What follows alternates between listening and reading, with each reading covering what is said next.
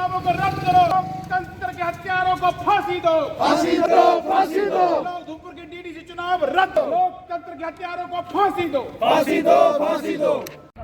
देखिए, ज़िला उधमपुर में भारी पैमाने के ऊपर धांधलियों की शिकायतें डीडीसी चुनाव में जो है वो की गई थी, लेकिन उनका संज्ञान नहीं लिया गया और हमने मजबूर होकर आरटीआई लगाई। उस आरटीआई का जवाब देने के लिए भी जो है वो 3 महीने लग गए इनको, लेकिन बहरहाल जो जवाब आया है उसमें स्टेट इलेक्शन कमीशन ने खुद तस्लीम किया है कि बहुत सारे इश्यूज़ के ऊपर इरेगुलरिटीज़ हुई है। उन्होंने ये माना है कि ज़िला उधमपुर ही एक ऐसा ज़िला है जहां डीडीसी की इलेक्शन में जो वोट पोलिंग डे को पड़ा था उसमें और जो बैलेट बॉक्सेस में से निकला है उसमें अंतर देखने को मिल रहा है। उधमपुर ज़िला ही एक ऐसा ज़िला है पूरे जम्मू कश्मीर में जहां 20 ज़िले हैं, 19 ज़िलों में पोलिंग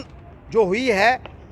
उस दिन के वोट्स का और जो बैलेट बॉक्सेस से वोट निकले हैं उनमें कोई भी अंतर नहीं है। लेकिन ज़िला उधमपुर में 14 डीडीसी की कॉन्स्टिट्यूंसीज़ हैं और 14 में से 12 कॉन्स्टिट्यूंसीज़ में जो है ये फ़र्क देखने को मिल रहा है, जो अपने आप में रिगिंग की, धांधलियों की सबसे बड़ी मिसाल है। और जब स्टेट इलेक्शन कमीशन ने अपने जवाब में ही ये मान लिया है कि ये फ़र्क आ रहा है और सिर्फ ज़िला उधमपुर में आ रहा है, तो फिर किस बात की शंका रह जाती है इस इलेक्शन को रद्द क्यों नहीं किया जा रहा है। और दूसरा, बहुत सारे और बातें जो हैं वो स्टेट इलेक्शन कमीशन ने अपने जवाब में मानी है। ये भी कहा है कि ज़िला उधमपुर में जो बैलेट बॉक्सेस थे, यानी जिन बॉक्सेस में वोट होते हैं, उन बॉक्सेस को वुडन कंपार्टमेंट्स में रखा गया था जिनकी छत नहीं थी। स्ट्रांग रूम में बैलेट बॉक्सेस को हमेशा रखा जाता है और उन स्ट्रांग रूम्स को सील लगाई जाती है जिस दिन पोलिंग होती है उसी दिन, और